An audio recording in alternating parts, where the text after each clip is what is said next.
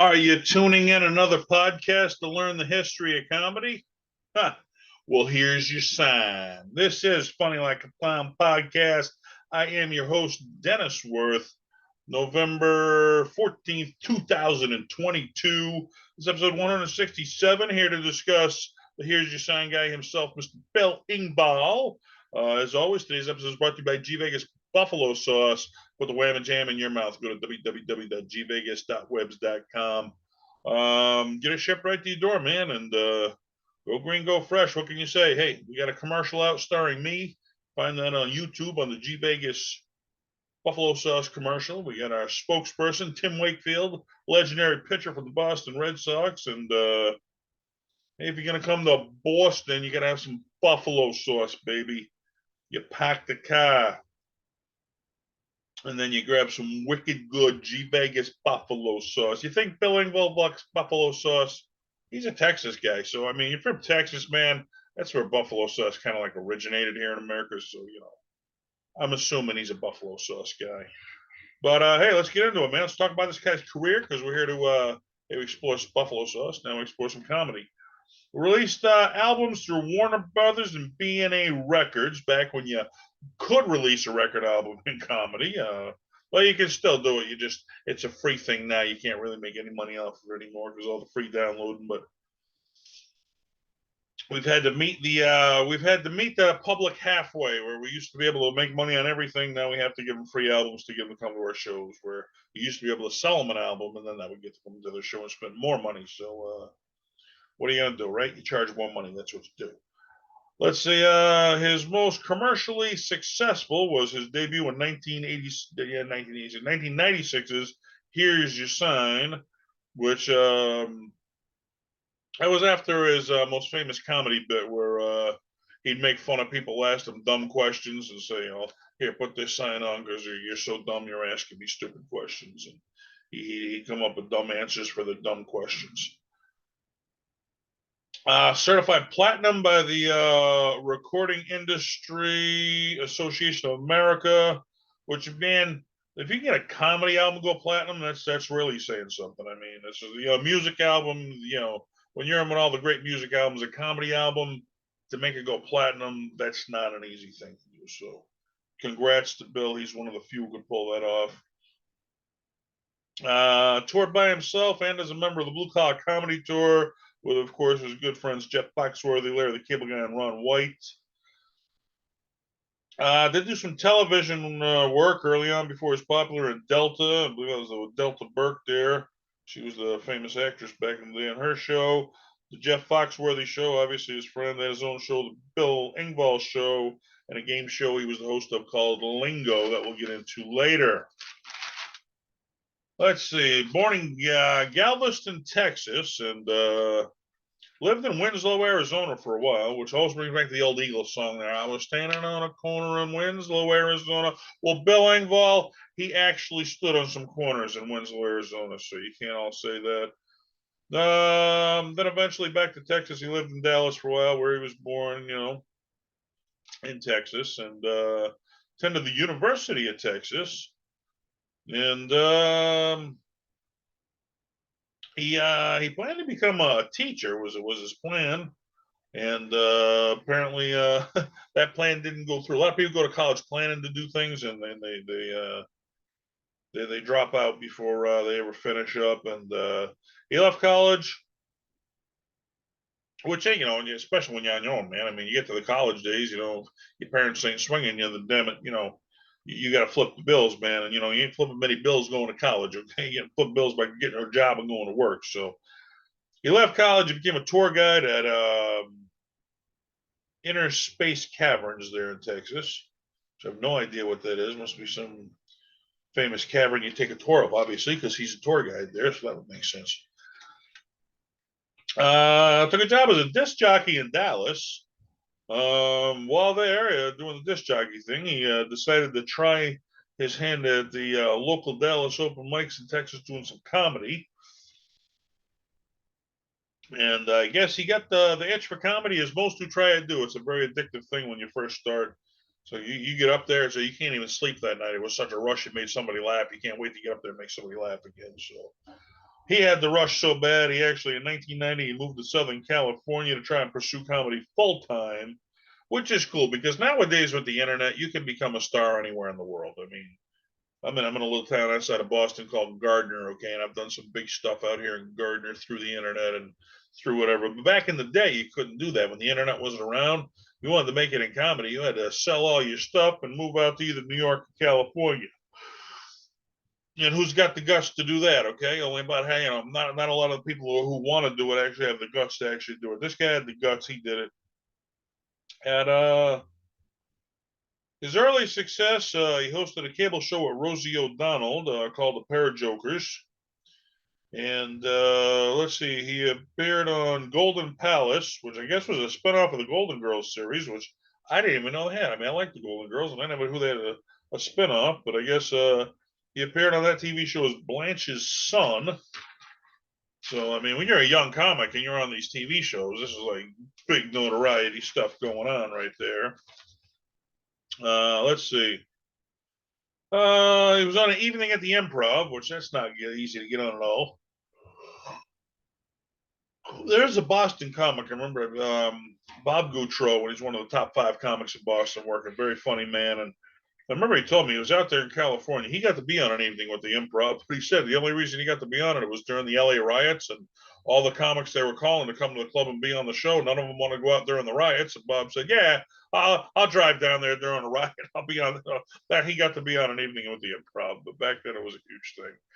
Even bigger than that, he was on the Tonight Show, and you always get asked, "Well, you're on the Tonight Show. Well, what era?" This is first. If you're a comedian, this is the first question you ask. You're on the Tonight Show. Go, what era? Okay, because that makes a big difference. Okay, and this is the era to be on, the Johnny Carson era. That was when he was on, and I've said that many times on this, man. If you're on in the Carson era back then, you're you're an instant working comic in clubs. Where nowadays, if you get on the Tonight Show, oh, it's definitely a cool thing, but it's not the instant success where you're an instant made comic anymore. Yeah, they're saying what, Joe Rogan? I guess Joe Rogan podcast. He's the new Johnny Carson of our era. So I mean, I guess he had his competitors. Hey, I mean, I wouldn't say I'm competing with Joe Rogan, but I mean, hey, we're in the same comedy type field. Well, all I do is comedy. Joey does pretty much everything. Okay.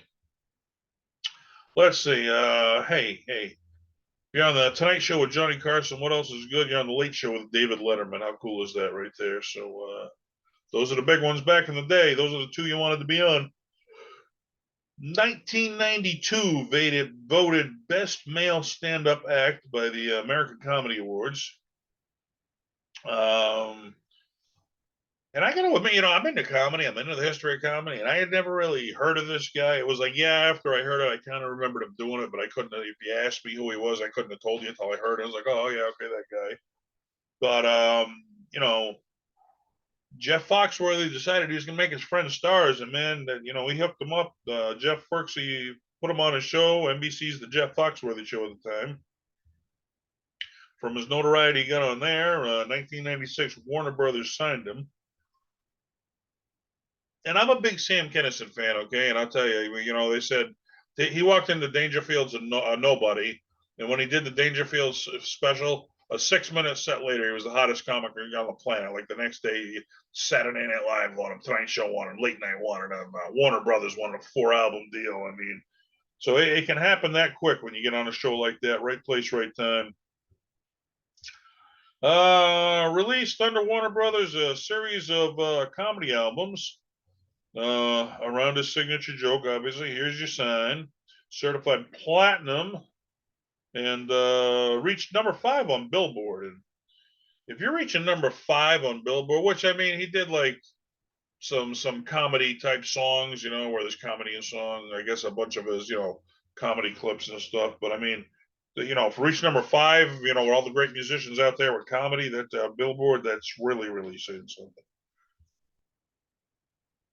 His lyrics from Here's Your Sign were remixed and released as a video with country recording artist Travis Tritt.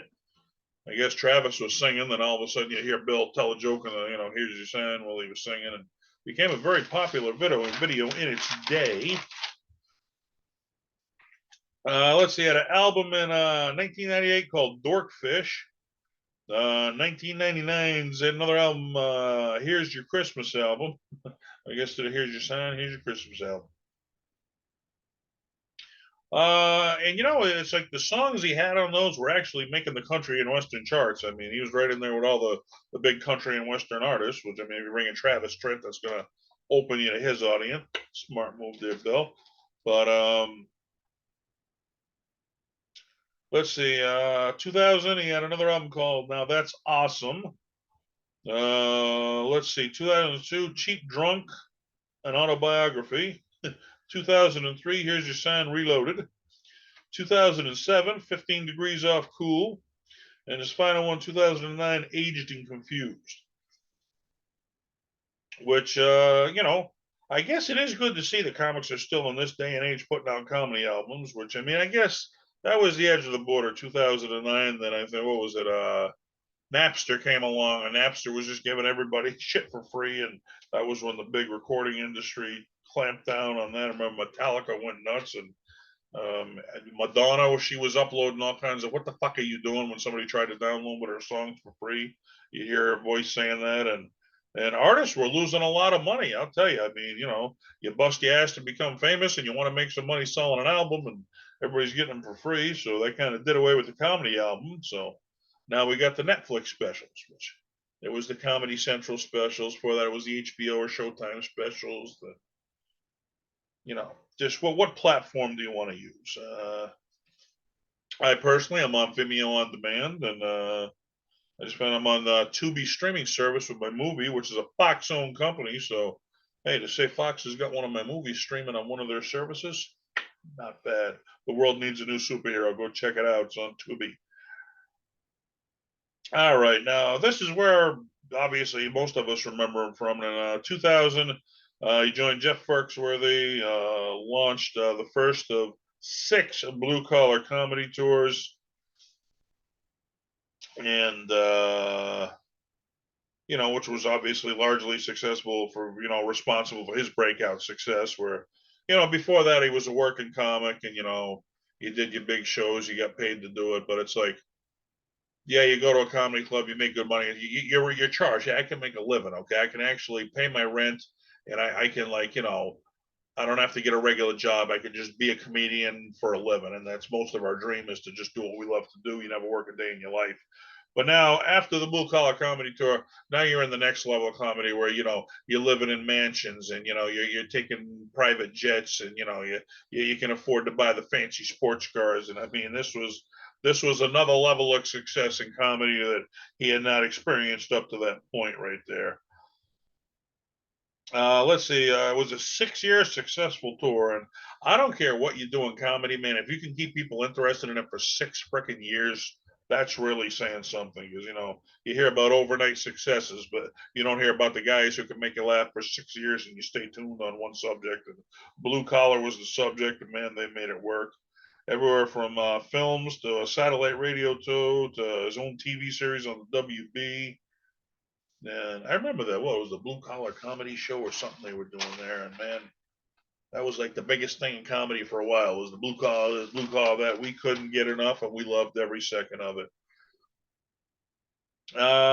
Let's see. 2007, he was on the Bill Engvall show. Finally got his own show. He played himself as a family counselor. Show lasted 3 seasons, which they say if you make it past one, you're doing good, because most shows don't make it past one season. So Bill got 3. Congrats to him. I don't know how many episodes that is, but he broke the curse of being the 1 season wonder. Some don't even last a full season. So I mean, that's really saying something. This one I don't remember, but I mean, it sounds fun. 2011, he took over as a game show host on Lingo on the Game Show Network. And he said he jumped at the opportunity, and the reason is he heard about, like, his one of, you know, his friend, obviously Jeff Foxworthy. He told him about all the fun he was having doing his show. Are You Smarter Than a Fifth Grader? So he wanted to kind of experience that same fun that his friend was having. And he said he was a fan of the show before, you know, it was on before he took over as host. It was on before with another host, and I guess him and his wife like to watch it. And he said his wife always beat him to the answers like that. So, you know, hey, you can be a, it's like Family Feud. You know, I'm sure when Louis Anderson got a call, hey, you want to be the host of Family Feud? Oh, yeah, yeah, yeah, yeah. How many hosts have they had of that show? I can't, man. They had the guy, from Tim Allen's Tool Time, his sidekick there. He was the host for a while, and there was some blonde guy who committed suicide before him. Now they got Steve Harvey. I mean, that show's just kicked around forever. I guess it's a beloved show. Maybe it'll be around forever. Who knows? Let's see. 2013, he was announced a contestant on the 17th season of Dancing with the Stars, and that's one of my mom's favorite shows. I've never seen an episode myself, but if mom gives it the okay, it's okay with me. That's what I say.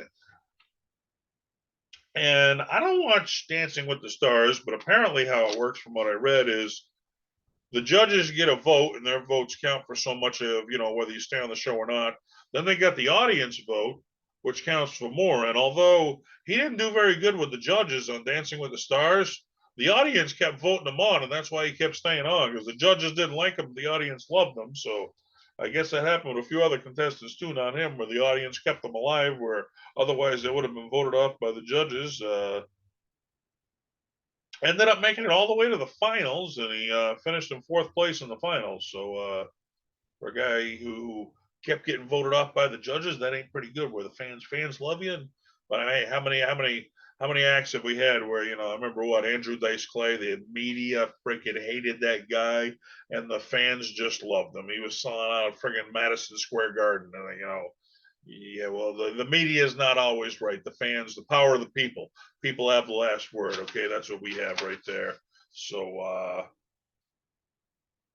but yeah, I mean, apparently, he was this established comic, before he got the blue collar comedy tour, but after he got that, now you're into a whole new level of comedy. And I'll say this about Mr. Bill Engvall in the world today: he's never been divorced. Because I'm a big father's rights activist, so that's why I was finding, who's been through the ringer like me, and Bill's never been through the ringer. He made it work. So hey, hats off to Bill. And the cool thing, I mean, Larry, he had the big redneck thing, and Ron, he was like the drunken comic, kind of the Dean Martin thing, and Jeff, he was a big star before any of this even came along. So it's like he said he was going to make his friends a star, and he did. But Bill Engvall, it was like he was the clean comic, and when you're in comedy, it's a lot easier to make a clean joke dirty than it is to make a dirty joke clean. Okay, it's a lot harder to work clean than it is to work. You have a lot of fun working dirty, but you don't get paid a lot of money. Okay, if you want to work clean, and we've had veteran comics on the podcast, and they tell you, hey, I love the Andrew Dice Clays, I love the Sam Kinnis's, but locally, if you want to get paid, you work clean. That's what you got to do right there. So. Bill Engvall, man, one of the best working clean comics out there, I think. And I guess my favorite one I always remember, he was talking about how he was in his car one time and there were some kids on a bus, and I forget, they were in the back window and they were pointing and making fun of Bill. And he said he noticed that the kid had big ears, and the kid was like, "You big that?" He's like, "Oh yeah, you." And he pulls out his ears. He's like, blah, blah, blah. He said all the kids started laughing. He's like, "I own you, I own you." And then he looks over the car next to him, and a girl next to him like, got her jaw open, like, "What the hell are you doing to these kids?" Or, "Hey, he started it, man." My favorite Bill Engvall joke of all time, right there. And what can you say? That's just the real life stuff. They always say the real life stuff's funnier than anything you could make up. And hey, we ain't making nothing up here on Funny Like Clown Podcast. We're exploring the history of comedy. Who's your favorite comedian? Go look up my podcast. Chances are we've done a review of his comedy, and if we haven't, we're going to get to it. Go find me on Facebook. You want to get a comic I haven't hit you? You want to get him reviewed? Send me over a message, and I will personally say you requested for me to review this comic, because who knows? Hey, some of the comics out there, maybe it's got their name on it, so they may be checking out my work. So if they're checking it out, they'll know you requested, and hopefully, I'm just a big fan of comedy, and I love to. I see all these sports shows. It's like, you don't have to be an athlete to like the NFL. You can just be like a commentator and talk about sports. Well, I can be a commentator and I talk about comedy. That's what I do. Funny Like Clown Podcast. Tell your friends, tell your neighbors, tune in. We're doing it together, folks. Good night.